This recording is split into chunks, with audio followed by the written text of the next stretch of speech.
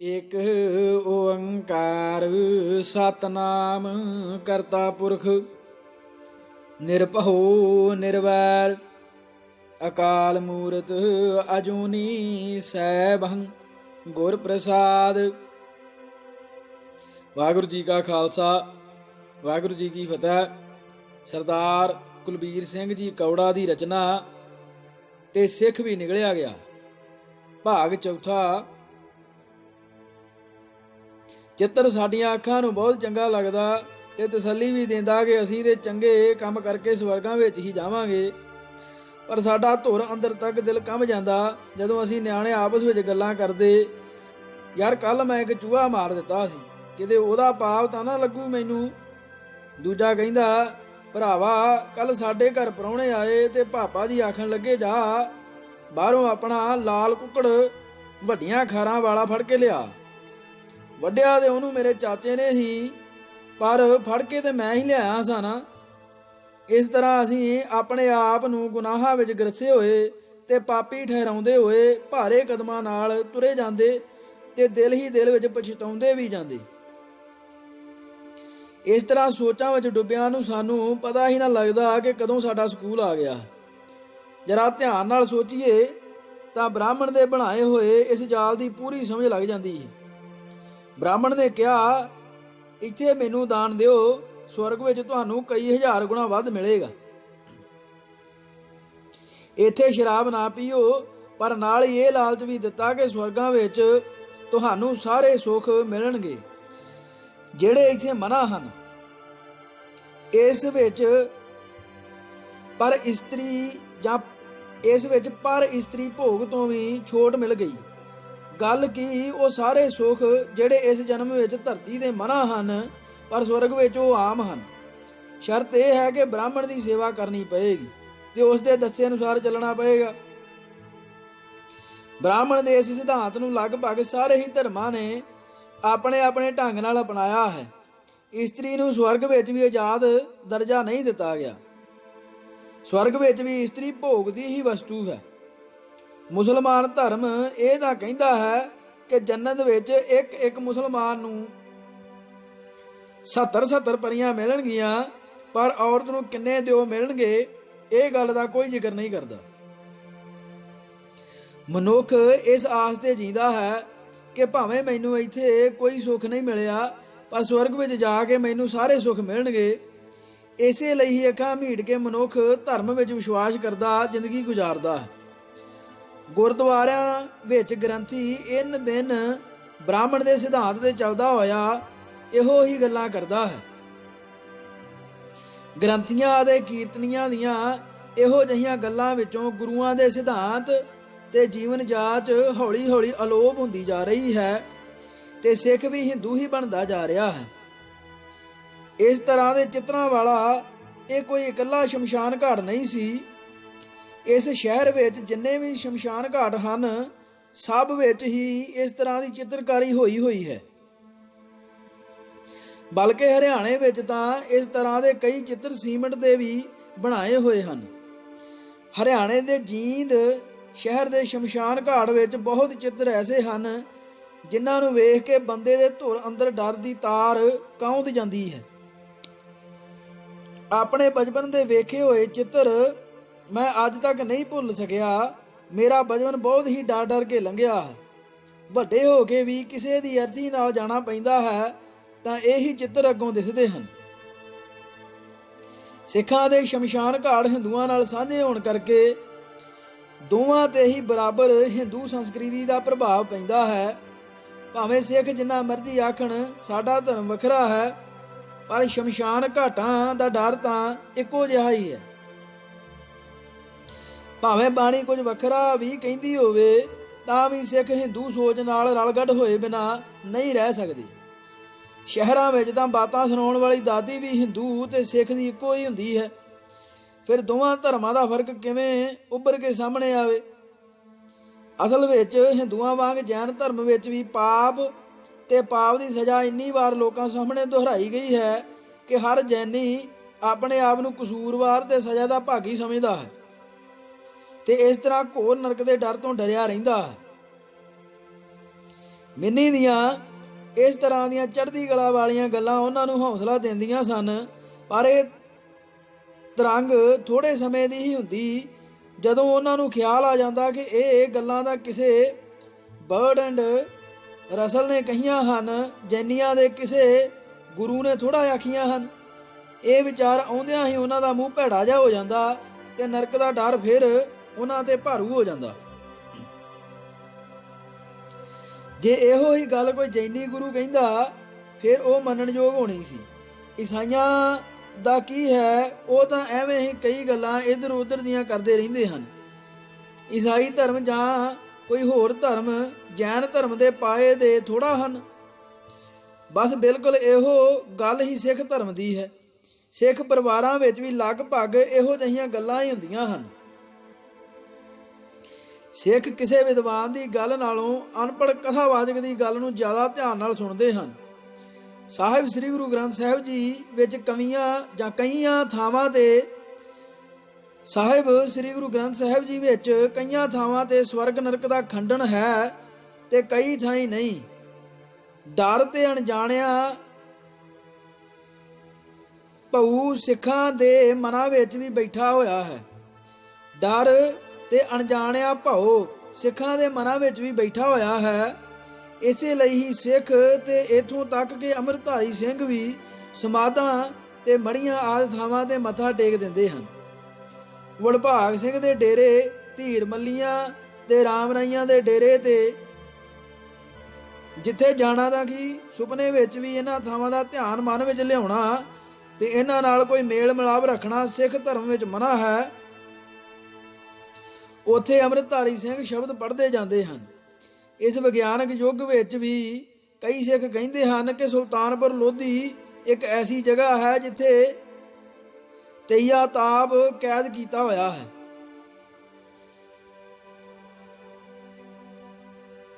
ਹੁਣ ਵੀ ਸਿੱਖ ਤਈਆ ਬੁਖਾਰ ਚੜ੍ਹਨ ਤੇ ਉੱਥੇ ਜਾਂਦੇ ਹਨ ਅਤੇ ਨੱਕ ਰਗੜਦੇ ਹਨ।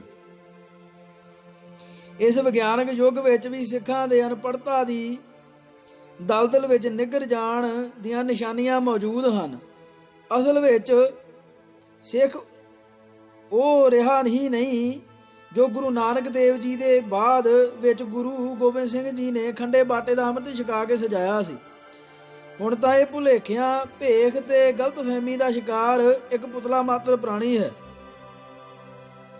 ਜੋ ਲਾਈ ਲੱਗ ਪ੍ਰਵਿਰਤੀ ਦਾ ਬਣ ਜਾਣ ਕਰਕੇ ਆਵਾਗਾਉਣ ਹੀ ਕਰਮ ਕਾਂਡਾਂ ਵਿੱਚ ਫਸਿਆ ਹੋਇਆ ਇੱਕ ਪੇਂਦ ਕੀਤਾ ਗਿਆ ਹਿੰਦੂ ਨਜ਼ਰ ਆਉਂਦਾ ਹੈ, ਜਿਸ ਦੀ ਪੇਂਦ ਖਤਮ ਹੋ ਚੁੱਕੀ ਹੈ ਤੇ ਇਹ ਪਹਿਲੀ ਗੰਢ ਤੋਂ ਹੀ ਫਿਰ ਪੁੰਗਰ ਕੇ ਹਿੰਦੂ ਬੂਟਾ ਬਣ ਗਿਆ ਹੈ। ਹੁਣ ਤਾਂ ਇਸ ਦੇ ਸੰਵਿਧਾਨਕ ਅਧਿਕਾਰ ਵੀ ਖੁੱਸ ਚੁੱਕੇ ਹਨ। ਕਿਰਪਾਨ ਦਾ ਸੰਵਿਧਾਨਕ ਹੱਕ ਇਹਦਾ ਗਿਆ, ਪਰਸਨਲ ਲਾ ਇਹਦਾ ਗਿਆ, ਲੈ ਦੇ ਗਏ ਇਹ ਇੱਕ ਹਿੰਦੂ ਹੀ ਹੈ ਜਿਵੇਂ ਜੈਨੀ ਦੇ ਬੋਧੀ ਹਨ। ਪਰ ਫਿਰ ਵੀ ਹਰੀਸ਼ ਦਾ ਡੈਡੀ ਕਹਿੰਦਾ ਪੁਰਾਣੇ ਲੋਕ ਹੁਣ ਦੇ ਲੋਕਾਂ ਨਾਲੋਂ ਤਾਂ ਕਾਫੀ ਚੰਗੇ ਸਨ। ਹੁਣ ਤਾਂ ਨਸ਼ੇ ਹੀ ਕਿੰਨੇ ਵੱਧ ਗਏ ਹਨ। ਪਹਿਲੇ ਲੋਕ ਆਪਣੇ ਮਾਤਾ ਪਿਤਾ ਦੇ ਆਗਿਆਕਾਰ ਹੁੰਦੇ ਸਨ, ਹੁਣ ਤੇ ਕੰਮ ਆਖੋ ਤਾਂ ਅੱਗੋਂ ਟਕੇ ਵਰਗਾ ਜਵਾਬ ਦਿੰਦੇ ਹਨ। ਇਸ ਗੱਲ ਤੇ ਗੱਲ ਫਿਰ ਸ਼ੁਰੂ ਹੋ ਜਾਂਦੀ ਤੇ ਮਿੰਨੀ ਕਹਿੰਦੀ ਪਾਪਾ ਨਸ਼ੇ ਦਾ ਸਤਯੁਗ ਵਿੱਚ ਵੀ ਹੁੰਦੇ ਸਨ। ਵੇਦਾਂ ਵਿੱਚ ਬਾਕਾਇਦਾ ਇਹਨਾਂ ਦਾ ਜ਼ਿਕਰ ਆਉਂਦਾ ਹੈ। ਸੋਮਰਸ ਨਾਂ ਦੇ ਨਸ਼ੇ ਦਾ ਜ਼ਿਕਰ ਬਾਰ-ਬਾਰ ਕਈ ਕਿਤਾਬਾਂ ਵਿੱਚ ਆਇਆ ਹੈ। ਆਰੀਆ ਲੋਕ ਸੋਮਰਸ ਪੀਂਦੇ ਸਨ ਤੇ LSD ਵਰਗਾ ਕੋਈ ਐਸਾ ਪਦਾਰਥ ਸੀ ਜਿਸ ਨੂੰ ਪੀ ਕੇ ਦੇਵਤੇ ਤੇ ਰਿਸ਼ੀ ਮੁਨੀ ਖਰਮਸਤੀਆਂ ਕਰਦੇ ਸਨ। ਯੱਗ ਤੇ ਮਹਾਯੱਗ ਹੁੰਦੇ ਸਨ ਜਿਸ ਵਿੱਚ ਗਊ ਭਗਤ ਗਊ ਤੇ ਘੋੜੇ ਦੀ ਬਲੀ ਦਿੰਦੇ ਸਨ ਤੇ ਮਨੁੱਖਾਂ ਦੀ ਵੀ ਬਲੀ ਦਿੱਤੀ ਜਾਂਦੀ ਸੀ। ਜਿੰਨਾ ਖੂਨ ਕਲਕੱਤੇ ਵਾਲੀ ਕਾਲੀ ਦੇ ਮੰਦਿਰ ਵਿੱਚ ਜਾਨਵਰਾਂ ਤੇ ਬੰਦਿਆਂ ਦਾ ਡੁੱਲਿਆ ਹੈ, ਉਹਦੇ ਨਾਲ ਤਾਂ ਕਈ ਦਰਿਆ ਭਰ ਜਾਂਦੇ। ਜੇ ਉਦੋਂ ਦੇ ਲੋਕ ਇੰਨੇ ਭਲੇ ਮਾਨਸ ਹੁੰਦੇ ਤਾਂ ਮਹਾਵੀਰ ਇਹ ਕਿਉਂ ਕਹਿੰਦੇ ਕਿ ਚੋਰੀ ਨਾ ਕਰੋ। ਮਹਾਵੀਰ ਨੇ ਚੋਰੀ ਨੂੰ 5 ਬੁਰੀਆਂ ਗੱਲਾਂ ਵਿੱਚੋਂ ਇੱਕ ਬੁਰੀ ਗੱਲ ਕਿਹਾ ਹੈ। ਜੇ ਸਾਰੇ ਲੋਕ ਉਦੋਂ ਚੰਗੇ ਹੀ ਸਨ ਤਾਂ ਫਿਰ ਮਹਾਵੀਰ ਇਹਨਾਂ ਬੁਰੀਆਂ ਗੱਲਾਂ ਤੋਂ ਹਟ ਜਾਣ ਲਈ ਕਿਹਨੂੰ ਕਹਿ ਰਹੇ ਸਨ। ਮਹਾਤਮਾ ਬੁੱਧ ਵੀ ਜਿੰਨਾ ਚਿਰ ਜੀਂਦੇ ਰਹੇ ਲੋਕਾਂ ਨੂੰ ਬੁਰੇ ਕੰਮ ਤੋਂ ਹਟਾਉਂਦੇ ਰਹੇ। ਆਖਰ ਤਾਂ ਲੋਕ ਬੁਰੇ ਕੰਮ ਕਰਦੇ ਹੀ ਹੋਣਗੇ ਜਿਨ੍ਹਾਂ ਤੋਂ ਬੁੱਧ ਉਹਨਾਂ ਨੂੰ ਹਟਾਉਂਦੇ ਸਨ। ਕਮਿਊਨਿਸਟ ਤਾਂ ਦੂਜੇ ਨਸ਼ੇ ਦੀ ਗੱਲ ਹੀ ਨਹੀਂ ਕਰਦੇ, ਉਹ ਤਾਂ ਸਭ ਤੋਂ ਵੱਡਾ ਨਸ਼ਾ ਧਰਮ ਨੂੰ ਹੀ ਮੰਨਦੇ ਹਨ ਤੇ ਕਹਿੰਦੇ ਹਨ ਕਿ ਧਰਮ ਸਮਾਜ ਲਈ ਅਫੀਮ ਦਾ ਕੰਮ ਕਰਦਾ ਹੈ। ਐਲਡੈਕਸ ਹੈਕਲਸੇ, ਜਿਸ ਨੇ ਡੋਰ ਆਫ ਰਿਸੈਪਸ਼ਨ ਦਰਸ਼ਨ ਦੇ ਦੀਵਾਰ ਨਾਂ ਦੀ ਕਿਤਾਬ ਲਿਖੀ ਹੈ, ਉਸਨੇ ਸਲਾਹ ਦਿੱਤੀ ਹੈ ਕਿ ਭਗਤੀ ਕਰਨ ਦੀ ਕੋਈ ਲੋੜ ਨਹੀਂ। LSD ਲੈਣ ਨਾਲ ਮਨ ਉਸ ਹਾਲਤ ਵਿੱਚ ਪਹੁੰਚ ਜਾਂਦਾ ਹੈ ਕਿ ਰੱਬ ਦੇ ਦਰਸ਼ਨ ਹੋਣ ਲੱਗਦੇ ਹਨ। ਭਗਤੀ ਕਰਨ ਦੀ ਥਾਂ ਗੋਲੀ ਨਾਲ ਕੰਮ ਚੱਲ ਸਕਦਾ ਹੈ। ਨਸ਼ੇ ਵਿੱਚ ਜੋ ਸੋਚੋਗੇ ਉਹੀ ਹੁੰਦਾ ਲੱਗੇਗਾ। ਇਸ ਤਰ੍ਹਾਂ ਗੱਲਾਂ ਹੁੰਦੀਆਂ ਤੇ ਹਰੀਸ਼ ਵੀ ਆ ਜਾਂਦਾ ਤੇ ਉਹ ਤਾਂ ਸਿੱਧਾ ਹੀ ਕਹਿ ਦਿੰਦਾ ਕਿ ਰਾਮ ਰਾਜ ਨਾ ਪਹਿਲਾਂ ਸੀ ਤੇ ਨਾ ਅਗਾਂਹ ਹੀ ਆ ਸਕਦਾ ਹੈ। ਉਹਦੇ ਖਿਆਲ ਅਨੁਸਾਰ ਜਾਂ ਤਾਂ ਰਾਮਾਇਣ ਵਰਗਾ ਕੁਝ ਹੋਇਆ ਹੀ ਨਹੀਂ ਸੀ ਤੇ ਇਹ ਸਭ ਕੁਝ ਕਿਸੇ ਨਾਵਲ ਆਦਿ ਲਿਖਤ ਤੇ ਆਧਾਰਿਤ ਹੈ, ਤੇ ਜੇ ਹੋਇਆ ਹੈ ਤਾਂ ਬੁਰਾ ਹੋਇਆ ਹੈ। ਉਹਦੇ ਖਿਆਲ ਅਨੁਸਾਰ ਇੱਕ ਬਿਰਧ ਰਾਜੇ ਵੱਲੋਂ ਜਵਾਨ ਲੜਕੀ ਕੇਕਈ ਨਾਲ ਸ਼ਾਦੀ ਕਰਨ ਕਰਕੇ ਇਹ ਸਾਰਾ ਦੁਖਾਂਤ ਵਾਪਰਿਆ ਤੇ ਸਿਆਪਾ ਪਿਆ। ਪੁੱਤ ਨੂੰ ਬਨਵਾਸ ਦੇ ਦਿੱਤਾ।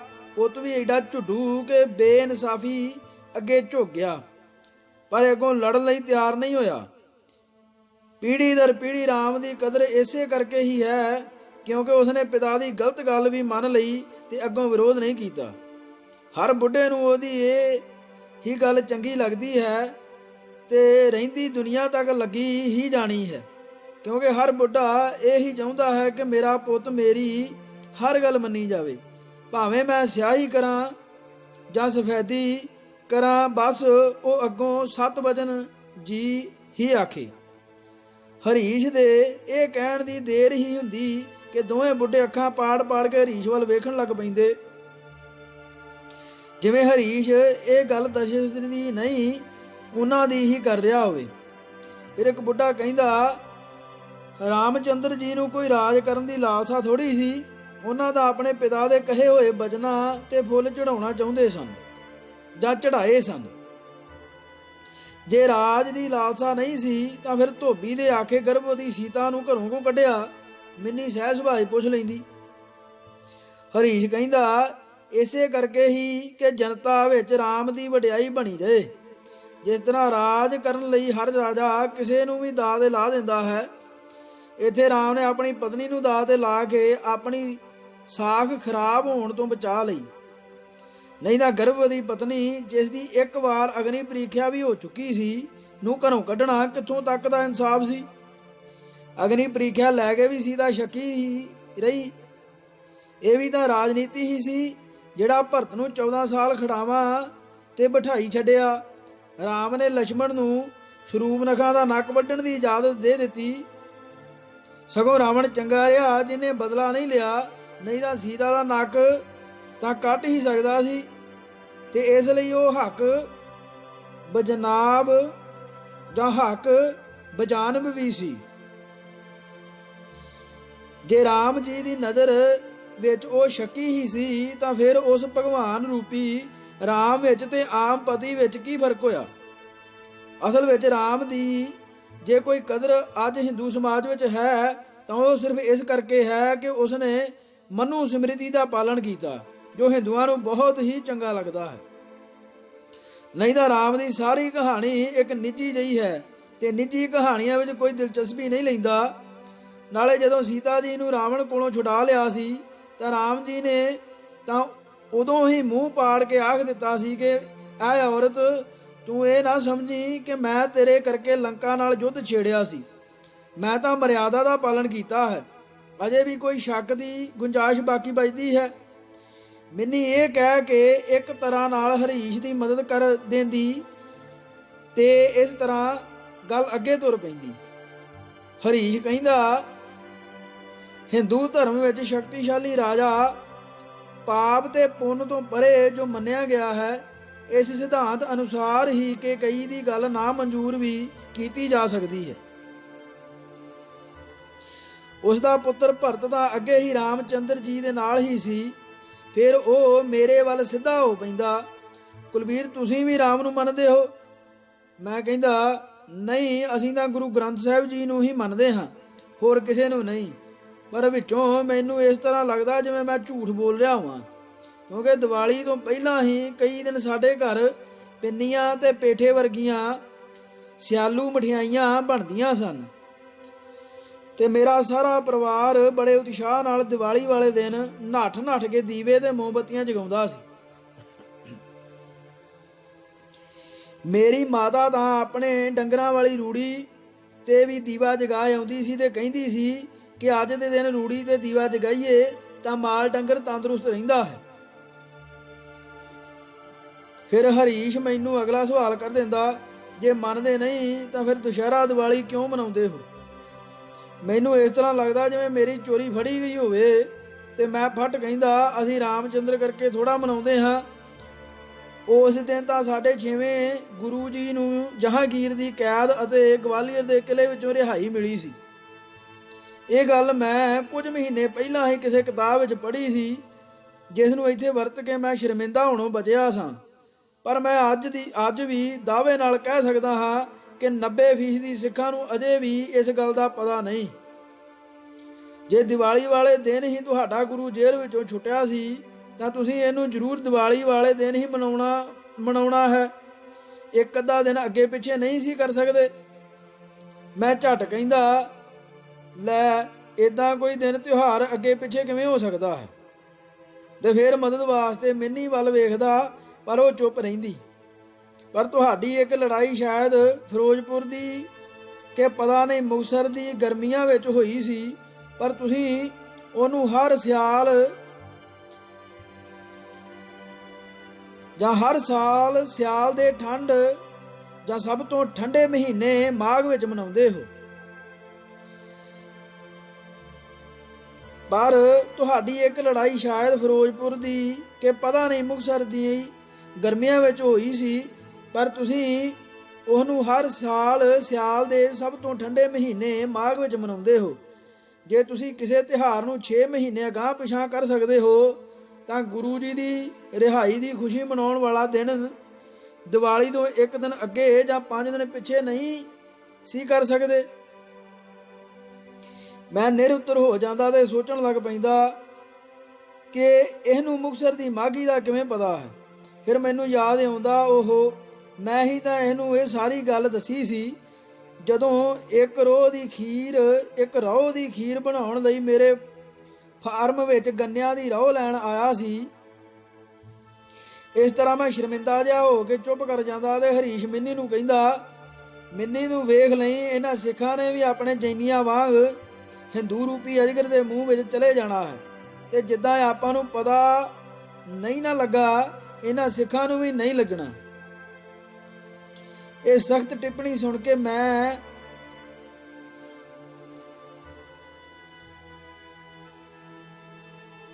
ਚੁੱਪ ਹੋ ਜਾਂਦਾ ਤੇ ਮੇਰੀ ਵਿਰੋਧਤਾ ਵਾਸਤੇ ਜ਼ੁਬਾਨ ਨਾ ਖੁੱਲਦੀ।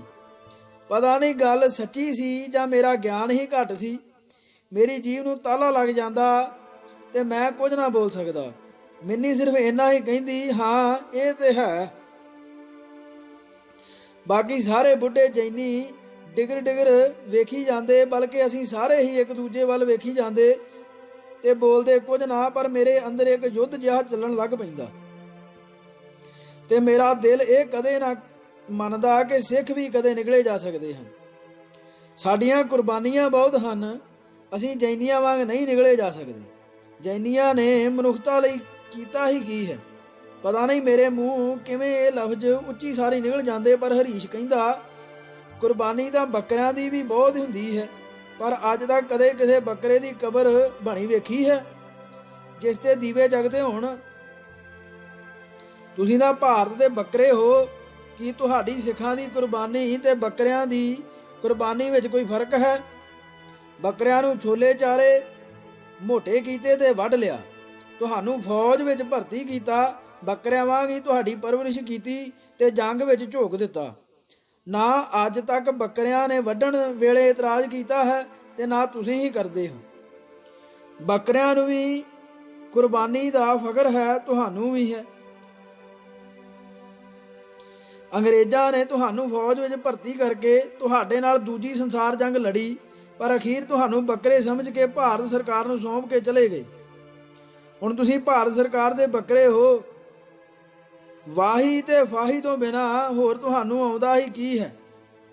ਲਾਲ ਬਹਾਦਰ ਸ਼ਾਸਤਰੀ ਨੇ ਜੈ ਜਵਾਨ ਜੈ ਕਿਸਾਨ ਕਿਹਾ, ਤੁਸਾਂ ਆਪਣੀਆਂ ਟਰਾਲੀਆਂ ਤੇ ਲਿਖਵਾ ਲਿਆ। ਉਹਨੇ ਇੱਕੋ ਹੀ ਨਾਰਾ ਲਾ ਕੇ ਦੋਵੇਂ ਹੀ ਬੱਕਰੇ ਖੁਸ਼ ਕਰ ਲਏ, ਵਾਹੀ ਵਾਲੇ ਵੀ ਤੇ ਫਾਹੀ ਵਾਲੇ ਵੀ। ਤੁਹਾਡਾ ਇੱਕ ਤਬਕਾ ਡਰਾਈਵਰਾਂ ਤੇ ਟਰਾਂਸਪੋਰਟਰਾਂ ਦਾ ਹੈ, ਜੋ ਹਰ ਵੇਲੇ ਰਿਪੇਅਰ ਤੇ ਸਪੇਅਰ ਪਾਰਟ ਦੇ ਚੱਕਰਾਂ ਵਿੱਚ ਹੀ ਪਿਆ ਰਹਿੰਦਾ ਹੈ। ਕਦੇ ਟਾਇਰ ਹੈਨੀ, ਕਦੇ ਇੰਜਣ ਬਹਿ ਗਿਆ, ਕੋਈ ਹੋਰ ਕੰਮ ਵੀ ਹੈ ਸਿੱਖ ਦੇ ਹੱਥ ਵਿੱਚ। ਮੈਂ ਕਹਿੰਦਾ ਹੈ ਕਿਉਂ ਨਹੀਂ, ਸ਼ਹਿਰਾਂ ਵਿੱਚ ਸਾਡੀਆਂ ਦੁਕਾਨਾਂ ਹਨ, ਏਜੰਸੀਆਂ ਹਨ। ਉਹ ਕਹਿੰਦਾ ਉਹਦਾ ਭਾਪਿਆਂ ਦੀਆਂ ਹਨ, ਭਾਪੇ ਦਾ ਧੰਦੇ ਦੇ ਸਿੱਖ ਹਨ। ਫਿਰ ਉਸ ਨੇ ਇੱਕ ਚੁਟਕਲਾ ਸੁਣਾਇਆ। ਅਖੇ ਇੱਕ ਭਾਪੇ ਨੂੰ ਅਦਾਲਤ ਵਿੱਚ ਜੱਜ ਨੇ ਪੁੱਛਿਆ, ਜਦੋਂ ਤੂੰ ਦੂਸਰੇ ਬੰਦੇ ਤੇ ਪਿਸਤੌਲ ਤਾਣ ਹੀ ਲਿਆ ਸੀ ਤਾਂ ਫਿਰ ਗੋਲੀ ਕਿਉਂ ਨਾ ਚਲਾਈ? ਉਹਨੇ ਕਿਹਾ, ਹਜੂਰ ਚਲਾਉਣ ਹੀ ਲੱਗਾ ਸਾਂ। ਇਸ ਨੇ ਅੱਗੋਂ ਪੁੱਛ ਲਿਆ, ਪਿਸਤੌਲ ਵੇਚਣੀ ਕਿੰਨੇ ਦੀ? ਜੀ ਜਦੋਂ ਬਿਜ਼ਨਸ ਡੀਲ ਹੋਣ ਲੱਗ ਪਵੇ ਫਿਰ ਦੁਸ਼ਮਣੀ ਕਾਹਦੀ, ਤੇ ਮੈਂ ਗੋਲੀ ਕਿਵੇਂ ਚਲਾਉਂਦਾ? ਫਿਰ ਤੁਹਾਡਾ ਕੀ ਖਿਆਲ ਹੈ ਕਿ ਤੁਹਾਡੀਆਂ ਪੁਰਾਣੇ ਜ਼ਮਾਨੇ ਵਿੱਚ ਹੋਈਆਂ ਮੁਗਲਾਂ ਨਾਲ ਲੜਾਈਆਂ ਤੇ ਹੁਣ ਆਜ਼ਾਦ ਭਾਰਤ ਦੀਆਂ ਐਜੀਟੇਸ਼ਨਾਂ ਸ਼ਹਿਰੀ ਦੁਕਾਨਦਾਰ ਸਿੱਖਾਂ ਨੇ ਲੜੀਆਂ ਹਨ? ਨਾ ਤਾਂ ਨੌਕਰੀ ਪੇਸ਼ਾ ਲੋਕ ਸਰਕਾਰ ਨਾਲ ਪੰਗਾ ਲੈ ਸਕਦੇ ਹਨ ਤੇ ਨਾ ਦੁਕਾਨਦਾਰੀ ਵਾਲੇ ਲੋਕ, ਭਾਵੇਂ ਉਹ ਜੈਨੀ ਹੋਣ, ਹਿੰਦੂ ਹੋਣ, ਮੁਸਲਮਾਨ ਹੋਣ ਜਾਂ ਸਿੱਖ। ਕਿਉਂਕਿ ਜੇ 10 ਦਿਨ ਵੀ ਦੁਕਾਨ ਬੰਦ ਰਹਿ ਗਈ ਤਾਂ ਸਾਰੇ ਗਾਹਕ ਟੁੱਟ ਜਾਂਦੇ ਹਨ। ਜਿਸ ਕੋਲੋਂ ਲੈਣਾ ਹੋਵੇ ਉਹ ਦਿੰਦਾ ਨਹੀਂ, ਜਿਹਨੂੰ ਦੇਣਾ ਹੋਵੇ ਉਹ ਸਾਹ ਨਹੀਂ ਲੈਣ ਦਿੰਦਾ। ਫਿਰ ਉਹ ਆਪਣੇ ਤਾਏ ਨੂੰ ਪੁੱਛਦਾ, ਵੱਡੇ ਪਾਪਾ ਤੁਹਾਡਾ ਉਹ ਜਿਹੜਾ ਸਿੱਖ ਯਾਰ ਹੁੰਦਾ ਸੀ ਜਿਹਦੇ ਨਾਲ ਬਹਿ ਕੇ ਤੁਸੀਂ ਮੁਲਤਾਨੀ ਹਲਵਾਈ ਕੋਲੋਂ ਪਤੀਸਾ ਦੇ ਗਰਮ ਗਰਮ ਗੁਲਾਬ ਜਾਮੁਨ ਮੰਗਵਾ ਕੇ ਖਾਂਦੇ ਹੁੰਦੇ ਸੋ,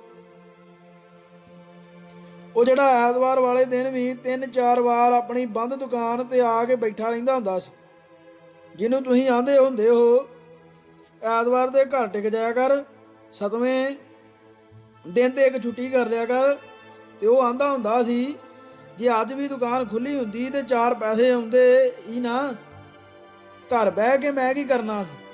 ਤੇ ਫਿਰ ਉਹ ਸਰਕਾਰ ਨੂੰ ਬੁਰਾ ਭਲਾ ਕਹਿਣ ਲੱਗ ਪੈਂਦਾ ਸੀ, ਜਿਸ ਨੇ ਐਤਵਾਰ ਨੂੰ ਦੁਕਾਨਾਂ ਬੰਦ ਰੱਖਣ ਦਾ ਕਾਨੂੰਨ ਬਣਾਇਆ ਹੈ। ਕੀ ਨਾਂ ਸੀ ਭਲਾ ਉਹਦਾ? ਤਾਇਆ ਕਹਿੰਦਾ, ਅਵਤਾਰ ਸਿੰਘ ਸੀ ਕਿ ਮਰ ਗਿਆ ਪਿਛਲੇ ਸਾਲ। ਵਿਚਾਰਾ ਚੰਗਾ ਹੁੰਦਾ ਸੀ, ਵੇਖ ਲੈ ਦੁਕਾਨ ਤੇ ਹੀ ਮਰਿਆ ਸੀ ਵਿਚਾਰਾ। ਡਾਕਟਰ ਨੇ ਆਖਿਆ ਵੀ ਭਈ ਮੰਜੇ ਤੋਂ ਪੈਰ ਥੱਲੇ ਨਹੀਂ ਲਾਉਣਾ, ਪਰ ਉਹ ਜਿੱਦ ਕਰਕੇ ਦੁਕਾਨ ਤੇ ਆਇਆ ਤੇ ਗੱਦੀ ਤੇ ਬੈਠਾ ਹੀ ਮਰ ਗਿਆ। ਫਿਰ ਤੁਸੀਂ ਹੀ ਦੱਸੋ, ਇਹੋ ਜਿਹੇ ਲੋਕ ਜੇਲ੍ਹ ਕੱਟ ਸਕਦੇ ਹਨ? ਦੂਜੇ ਪਾਸੇ ਪੇਂਡੂ ਸਿੱਖ ਹਨ, ਉਹਨਾਂ ਦੀ ਤਾਂ ਉਹ ਗੱਲ ਹੈ ਜਿਵੇਂ ਕਿਸੇ ਨੇ ਪੁੱਛਿਆ, ਲੰਡਿਆ ਤੈਨੂੰ ਚੋਰ ਲੈ ਜਾਣ? ਉਹਨੇ ਕਿਹਾ, ਯਾਰਾਂ ਨੇ ਤੇ ਪੱਠੇ ਹੀ ਖਾਣੇ ਆ, ਜਿਹੜਾ ਮਰਜ਼ੀ ਲੈ ਜਾਵੇ। ਪੇਂਡੂ ਤਾਂ ਵਾਂਢੇ ਗਏ ਹੋਏ ਵੀ 10 ਦਿਨ ਘਰ ਨਹੀਂ ਮੁੜਦੇ, ਜੇਲ੍ਹ ਉਹਨਾਂ ਦਾ ਕੀ ਵਿਗਾੜ ਸਕਦੀ ਹੈ। ਹਾੜੀ ਬੀਜ ਜਾਂਦੇ ਹਨ, ਸੋਹਣੀ ਜੇਲੋਂ ਆ ਕੇ ਬੀਜ ਲੈਂਦੇ ਹਨ। ਕਿਸੇ ਸਿੱਖ ਨੂੰ ਤਾਂ ਜੇਲ੍ਹ ਇੰਨੀ ਪਸੰਦ ਆਈ ਕਿ ਉਹਨੇ ਗਾਣਾ ਹੀ ਬਣਾ ਲਿਆ, ਵੇਖੀ ਘਰ ਨਾਲੋਂ ਚੰਗੀ ਜੇਲ੍ਹ, ਜਿੱਥੇ ਪੈਣ ਸੌਣ ਨੂੰ ਵੇਲ, ਡਾਢਾ ਸਵਾਦ ਆਉਂਦਾ ਹੈ, ਆਓ ਭਾਊ ਮੇਰਿਓ ਓਏ ਤੁਹਾਨੂੰ ਪੰਥ ਬੁਲਾਉਂਦਾ ਹੈ। ਆਪਣੇ ਭਰਾ ਵਾਂਗ ਮਿੰਨੀ ਵੀ ਬੜੀ ਮੂੰਹ ਫੱਟ ਤੇ ਹਰ ਗੱਲ ਨੂੰ ਅਗਲੇ ਦੇ ਮੂੰਹ ਤੇ ਹੀ ਕਹਿ ਦੇਣ ਵਾਲੀ ਕੁੜੀ ਸੀ। ਕਿਸੇ ਜਾਇਜ਼ ਗੱਲ ਤੇ ਉਹਨੂੰ ਇਸ ਗੱਲ ਦਾ ਫਿਕਰ ਨਹੀਂ ਸੀ ਹੁੰਦਾ ਕਿ ਉਹਦੀ ਗੱਲ ਦਾ ਕੋਈ ਬੁਰਾ ਮਨਾ ਜਾਏਗਾ। ਜਦੋਂ ਕੋਈ ਪੰਜਾਬੀ ਉਸ ਸਾਹਮਣੇ ਹਿੰਦੀ ਬੋਲਦਾ ਤਾਂ ਉਹ ਉਸ ਦਾ ਬਹੁਤ ਮਜ਼ਾਕ ਉਡਾਉਂਦੀ। ਇੱਕ ਵਾਰ ਜਲੰਧਰ ਵਿੱਚ ਪੰਜਾਬੀ ਸੂਬਾ ਲੈਣ ਦੇ ਹੱਕ ਵਿੱਚ ਅਕਾਲੀਆਂ ਵੱਲੋਂ ਜਲੂਸ ਕੱਢਿਆ ਗਿਆ। ਸਾਰੀਆਂ ਸੜਕਾਂ ਬੰਦ ਹੋਣ ਕਰਕੇ ਮਿੰਨੀ ਦੀ ਇੱਕ ਸਕੂਲੀ ਸਹੇਲੀ ਨੂੰ ਮਜਬੂਰਨ ਮਿੰਨੀ ਦੇ ਘਰ ਰੁਕਣਾ ਪਿਆ। ਉਹ ਕੁੜੀ ਮਿੰਨੀ ਅਤੇ ਉਹਦੇ ਪਰਿਵਾਰ ਨਾਲ ਹਿੰਦੀ ਵਿੱਚ ਗੱਲਾਂ ਕਰਦੀ ਸੀ, ਪਰ ਪੂਰੀ ਤਰ੍ਹਾਂ ਹਿੰਦੀ ਨਾ ਆਉਣ ਕਰਕੇ ਤੇ ਗੱਲਬਾਤ ਦਾ ਲਹਿਜਾ ਪੰਜਾਬੀ ਹੋਣ ਕਰਕੇ ਉਹਦੇ ਮੂੰਹ ਹਿੰਦੀ ਬੜੀ ਓਪਰੀ ਜਿਹੀ ਲੱਗਦੀ ਸੀ। ਸਹਿਜ ਸੁਭਾਅ ਹੀ ਮਿੰਨੀ ਨੇ ਪੁੱਛਿਆ, ਸੁਮਨ, ਪਾਕਿਸਤਾਨ ਵਿੱਚੋਂ ਤੁਸੀਂ ਕਿਹੜੇ ਸ਼ਹਿਰੋਂ ਆਏ ਸੀ? ਉਹਨੇ ਕਿਹਾ, ਲਾਹੌਰੋਂ। ਪਰ ਮੇਰੇ ਜੋ ਚਾਚੇ ਤਾਂ ਜਲੰਧਰ ਹੀ ਰਹਿੰਦੇ ਸਨ। ਕਿਉਂ, ਕੀ ਗੱਲ? ਮਿੰਨੀ ਨੇ ਹੱਸ ਕੇ ਕਿਹਾ, ਹਿੰਦੀ ਤਾਂ ਵਧੀਆ ਬੋਲ ਲੈਂਦੀ ਹੈ, ਕਦੋਂ ਸਿੱਖੀ ਹੈ? ਲੈ, ਸਾਡੇ ਦੇਸ਼ ਦੀ ਬੋਲੀ ਹੈ, ਅਸੀਂ ਭਾਰਤੀ ਹਿੰਦੀ ਨਹੀਂ ਬੋਲਾਂਗੇ ਤਾਂ ਹੋਰ ਕੌਣ ਬੋਲੇਗਾ? ਅੱਜ ਸਾਨੂੰ ਸਭ ਕਾਸੇ ਤੋਂ ਉੱਚਾ ਉੱਠ ਕੇ ਭਾਰਤੀ ਬਣਨ ਦੀ ਲੋੜ ਹੈ। ਮਿੰਨੀ ਨੇ ਹੌਕਾ ਲੈ ਕੇ ਕਿਹਾ, ਜੋ ਪੰਜਾਬੀ ਹੁੰਦਾ ਹੋਇਆ ਪੰਜਾਬੀ ਨਹੀਂ ਬਣ ਸਕਿਆ, ਉਹਨੇ ਭਾਰਤੀ ਸੁਆਹ ਬਣਨਾ ਹੈ। ਫਿਰ ਉਹਨੂੰ ਮਿੰਨੀ ਨੇ ਇੱਕ ਜਰਮਨ ਮੁੰਡੇ ਦੀ ਗੱਲ ਸੁਣਾਈ ਜੋ ਕਮਾਈ ਕਰਨ ਲਈ ਵਿਦੇਸ਼ ਚਲਾ ਗਿਆ ਸੀ। ਉਸ ਮੁੰਡੇ ਦੀ ਬੁੱਢੀ ਮਾਂ ਨੂੰ ਕਈ ਸਾਲਾਂ ਬਾਅਦ ਇੱਕ ਉਸੇ ਹੀ ਦੇਸ਼ ਵਿੱਚ ਰਹਿੰਦੇ ਬੰਦੇ ਨੇ ਆ ਕੇ ਦੱਸਿਆ ਕਿ ਤੇਰਾ ਪੁੱਤ ਰਾਜੀ ਖੁਸ਼ੀ ਹੈ, ਪਰ ਹੁਣ ਉਹਨੂੰ ਜਰਮਨ ਭਾਸ਼ਾ ਭੁੱਲ ਗਿਆ ਹੈ ਤੇ ਉਹ ਹੁਣ ਉਸੇ ਦੇਸ਼ ਦੀ ਭਾਸ਼ਾ ਵਿੱਚ ਹੀ ਗੱਲ ਕਰਦਾ ਹੈ ਜਿੱਥੇ ਉਹ ਰਹਿੰਦਾ ਹੈ। ਇਹ ਗੱਲ ਸੁਣ ਕੇ ਉਹਦੀ ਮਾਂ ਨੇ ਵੈਣ ਪਾਉਣੇ ਸ਼ੁਰੂ ਕਰ ਦਿੱਤੇ ਤੇ ਕਹਿਣ ਲੱਗ ਪਈ, ਲੋਕੋ, ਮੇਰਾ ਪੁੱਤ ਮਰ ਗਿਆ ਹੈ। ਉਹ ਬੰਦਾ ਆਖੇ, ਨਹੀਂ ਮਾਤਾ, ਮਰਿਆ ਨਹੀਂ, ਜਿਉਂਦਾ ਜਾਗਦਾ ਹੈ। ਪਰ ਬੁੱਢੀ ਮਾਂ ਆਖੇ, ਜਿਹੜਾ ਆਪਣੀ ਮਾਤ ਭਾਸ਼ਾ ਭੁੱਲ ਗਿਆ ਉਹ ਜੀਂਦਾ ਕਿੱਥੋਂ ਹੋਊ? ਇਹ ਗੱਲਾਂ ਕਰਦਿਆਂ ਹੀ ਲਾਗੇ ਵਾਲੀ ਸੜਕ ਤੋਂ ਜਲੂਸ ਲੰਘਿਆ ਤਾਂ ਨਾਰਿਆਂ ਦੀ ਕੰਨ ਪਾੜਵੀਂ ਆਵਾਜ਼ ਆਉਣ ਲੱਗ ਪਈ। ਸੁਮਨ ਨੇ ਬਹੁਤ ਗੁੱਸੇ ਨਾਲ ਕਿਹਾ, ਇਹ ਸਿੱਖ ਔਂਤਰੇ ਵੀ ਕੋਈ ਨਾ ਕੋਈ ਰਫੜ ਪਾਈ ਹੀ ਰੱਖਦੇ ਹਨ। ਹੁਣ ਵੱਖਰਾ ਪੰਜਾਬੀ ਸੂਬਾ ਮੰਗਣ ਲੱਗ ਪਏ ਹਨ। ਇਹ ਨਾ ਹੁੰਦੇ ਤਾਂ ਦੁਨੀਆ ਚੈਨ ਨਾਲ ਵਸਦੀ। ਜੇ ਇਹ ਨਾ ਹੁੰਦੇ ਤਾਂ ਤੇਰਾ ਨਾਂ ਹੁਸਨ ਬਾਨੋ ਹੋਣਾ ਸੀ ਤੇ ਮੇਰਾ ਨਾਂ ਜ਼ੁਬੈਦਾ। ਕਿਉਂ, ਇਦਾਂ ਕਿਉਂ ਹੁੰਦਾ? ਸੋਹਣੀ ਹੋਣ ਕਰਕੇ ਮੁਸਲਮਾਨਾਂ ਨੇ ਤੇਰਾ ਨਾਂ ਹੁਸਨ ਬਾਨੋ ਰੱਖਣਾ ਸੀ ਤੇ ਮੂਰਖ ਜਿਹੀ ਹੋਣ ਕਰਕੇ ਮੇਰਾ ਨਾਂ ਜ਼ੁਬੈਦਾ। ਇਸ ਧਰਤੀ ਦੇ ਸਾਰੇ ਮੁਸਲਮਾਨ ਹੋਣੇ ਸਨ ਤੇ ਹਿੰਦੂਆਂ ਦਾ ਕਦੇ ਨਾਂ ਨਿਸ਼ਾਨ ਨਹੀਂ ਸੀ ਹੋਣਾ। ਆਪਣੇ ਆਪ ਨੂੰ ਮੂਰਖ ਕਹਿ ਕੇ ਉਸਨੇ ਸਹੇਲੀ ਨੂੰ ਨਾਰਾਜ਼ ਵੀ ਨਾ ਹੋਣ ਦਿੱਤਾ ਤੇ ਗੱਲ ਵੀ ਕਹਿ ਦਿੱਤੀ। ਹਰੀਸ਼ ਦੇ ਪਿਤਾ ਤੇ ਤਾਏ ਦੇ ਖਿਆਲ ਅਨੁਸਾਰ ਪੁਰਾਣੇ ਗ੍ਰੰਥਾਂ ਵਿੱਚ ਲਿਖਿਆ ਹੋਇਆ ਕਦੀ ਵੀ ਗਲਤ ਨਹੀਂ ਹੋ ਸਕਦਾ, ਕਿਉਂਕਿ ਉਹ ਮਹਾਂਪੁਰਖਾਂ ਜੋ ਰੱਬ ਨੂੰ ਪਹੁੰਚੇ ਹੋਏ ਹੁੰਦੇ ਹਨ ਦੁਆਰਾ ਲਿਖਿਆ ਜਾਂ ਲਿਖਵਾਇਆ ਗਿਆ ਹੁੰਦਾ ਹੈ। ਪਰ ਨਵੀਂ ਪੀੜ੍ਹੀ ਦਾ ਉਹਨਾਂ ਦਾ ਪੁੱਤ ਤੇ ਧੀ ਮਿਸਾਲਾਂ ਦੇ ਦੇ ਕੇ ਇਸ ਗੱਲ ਦੇ ਬਖੀਏ ਉਧੇੜ ਦਿੰਦੇ ਸਨ ਤੇ ਉਹਨਾਂ ਵਿਚਾਰਿਆਂ ਨੂੰ ਬੋਲਣ ਜੋਗੇ ਨਹੀਂ ਸਨ ਛੱਡਦੇ। ਹਰੀਸ਼ ਕਹਿੰਦਾ, ਪਾਪਾ, ਗਲਤ ਕਿਉਂ ਨਹੀਂ ਹੋ ਸਕਦਾ? ਅੱਜ ਤੋਂ 300 ਸਾਲ ਪਹਿਲਾਂ ਸਾਰੀ ਦੁਨੀਆ ਇਹ ਮੰਨਦੀ ਸੀ ਧਰਤੀ ਚਪਟੀ ਹੈ। ਇਹ ਗੱਲ ਉਹ ਬੜੇ ਦਾਅਵੇ ਨਾਲ ਕਹਿੰਦੇ ਸਨ ਕਿਉਂਕਿ ਇਹ ਗੱਲ ਬਾਈਬਲ ਵਿੱਚ ਲਿਖੀ ਹੋਈ ਹੈ। ਇਸ ਲਈ ਝੂਠੀ ਹੋਣ ਦਾ ਤਾਂ ਸਵਾਲ ਹੀ ਪੈਦਾ ਨਹੀਂ ਹੁੰਦਾ। ਵਿਚਾਰੇ 80 ਸਾਲ ਦੇ ਬੁੱਢੇ ਗਲੇਲੀਓ ਨੂੰ ਫਾਂਸੀ ਦੇ ਦਿੱਤੀ ਗਈ। ਅਖੇ ਤੂੰ ਬਾਈਬਲ ਤੋਂ ਜ਼ਿਆਦਾ ਸਿਆਣਾ ਹੈ। ਜਦੋਂ ਉਹਨੂੰ ਗ੍ਰਿਫਤਾਰ ਕਰਕੇ ਉਸ ਤੇ ਮੁਕੱਦਮਾ ਚਲਾਇਆ ਗਿਆ ਤਾਂ ਜੱਜ ਨੇ ਉਸ ਨੂੰ ਕਿਹਾ, ਜਾਂ ਤਾਂ ਬਿਨਾਂ ਸ਼ਰਤ ਇਹ ਕਹਿ ਦੇ ਕਿ ਧਰਤੀ ਚਪਟੀ ਹੈ ਜਿਵੇਂ ਬਾਈਬਲ ਵਿੱਚ ਲਿਖਿਆ ਹੋਇਆ ਹੈ, ਤੇ ਜਾਂ ਫਾਂਸੀ ਲੱਗਣ ਲਈ ਤਿਆਰ ਹੋ ਜਾ। ਵਿਚਾਰੇ ਗਲੇਲੀਓ ਨੇ ਕਿਹਾ, ਮੇਰੇ ਕੋਲੋਂ ਤਾਂ ਜੋ ਮਰਜ਼ੀ ਅਖਵਾ ਲਓ, ਮੇਰੀ ਆਖੀ ਗੱਲ ਤਾਂ ਮੇਰੀ ਪਤਨੀ ਤੇ ਬੱਚੇ ਤੱਕ ਨਹੀਂ ਮੰਨਦੇ ਤੇ ਨਾ ਹੀ ਤੁਸੀਂ ਸਾਰੇ ਮੰਨਦੇ ਹੋ, ਫਿਰ ਸੂਰਜ ਤੇ ਧਰਤੀ ਨੇ ਕਿੱਥੋਂ ਮੰਨਣੀ ਹੈ? ਧਰਤੀ ਸੂਰਜ ਵਾਲੇ ਚੱਕਰ ਕੱਢਦੀ ਹੈ ਤੇ ਨਾਲੇ ਗੋਲ ਹੈ। ਅਸਲੀ ਗੱਲ ਤਾਂ ਇਹੋ ਹੈ, ਭਾਵੇਂ ਮਾਰ ਦਿਓ ਤੇ ਭਾਵੇਂ ਛੱਡ ਦਿਓ। ਉਸ ਤਰ੍ਹਾਂ ਮੇਰੇ ਕੋਲੋਂ ਜੋ ਮਰਜ਼ੀ ਖਵਾ ਲਓ ਤੇ ਲਿਖਵਾ ਲਓ, ਮੈਂ ਲਿਖ ਦਿੰਦਾ ਹਾਂ। ਪਰ ਈਸਾਈਆਂ ਨੂੰ ਇਹ ਪਤਾ ਸੀ ਕਿ ਜੇ ਇਹ ਗੱਲ ਫੈਲ ਗਈ ਕਿ ਬਾਈਬਲ ਵਿੱਚ ਲਿਖੀਆਂ ਹੋਈਆਂ ਗੱਲਾਂ ਵਿੱਚੋਂ ਇੱਕ ਗੱਲ ਗਲਤ ਨਿਕਲੀ ਹੈ ਤਾਂ ਲੋਕਾਂ ਦਾ ਬਾਈਬਲ ਤੇ ਵਿਸ਼ਵਾਸ ਹੀ ਨਹੀਂ ਰਹਿਣਾ। ਜੇ ਕਿਸੇ ਧਰਮ ਗ੍ਰੰਥ ਵਿੱਚ ਇੱਕ ਗੱਲ ਗਲਤ ਹੋਵੇ ਤਾਂ ਹੋ ਸਕਦਾ ਹੈ ਦੂਜੀ ਵੀ ਗਲਤ ਹੋਵੇ। ਇਸੇ ਲਈ ਹੀ ਸਾਰੇ ਧਰਮਾਂ ਦੇ ਲੋਕ ਇਸ ਤਰ੍ਹਾਂ ਹੀ ਗੱਲ ਤੇ ਪਚੀਂਡੇ ਕੱਢ ਕੇ ਕਹਿਣ ਵਾਲੇ ਦੇ ਡੇਲਿਆਂ ਨੂੰ ਪੈ ਜਾਂਦੇ ਹਨ ਤਾਂ ਕਿ ਇਸ ਗੱਲ ਤੇ ਪਰਦਾ ਪਿਆ ਰਹੇ। ਅਖੀਰ ਵਿਚਾਰੇ ਗਲੇਲੀਓ ਨੂੰ ਫਾਂਸੀ ਦੇ ਹੀ ਦਿੱਤੀ ਗਈ। ਸੋ ਇਸ ਭਾਗ ਲਈ ਇੰਨਾ ਜੀ। ਵਾਹਿਗੁਰੂ ਜੀ ਕਾ ਖਾਲਸਾ, ਵਾਹਿਗੁਰੂ ਜੀ ਕੀ ਫਤਿਹ।